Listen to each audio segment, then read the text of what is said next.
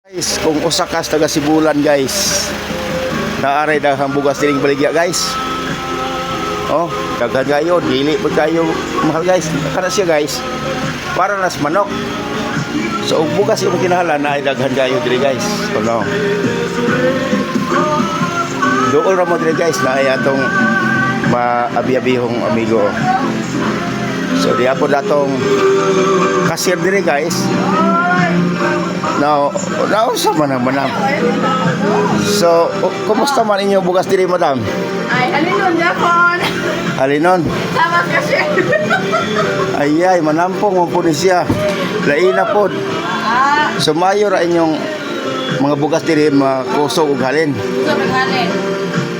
So, mayo guys. Ay, mga prato man ang bugas na muron. So, gusto ka taga Sibulan guys. Unsa ning lugar diri? Pansil, no? Pansin noon. Pansil Sibulan guys. Gawas sa bugas nga inyong mga kinahanglan nun guys na apay para sudan guys. So, na pansit ng siguro na guys. Pansit nga gahi. Pansin ng bihon. Oh, bihon, napay kalamay na asin. So kompleto guys, di na ka kinahanglan pa mo adto ka og lungsod. Oh, daghan. Radyo Kidlat. Lungsod anak ng pansin.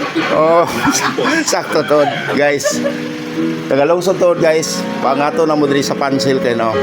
Hindi ra natong maabi-abihon ko na kaayo guys. Nindot kayo og view diri guys oh. Oh. Oy, James! Ako snack, asa ni mo gibutang? So mo lang na guys.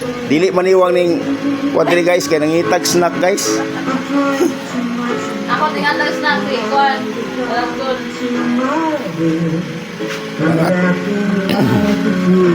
Atong usang amigo guys oh. Na.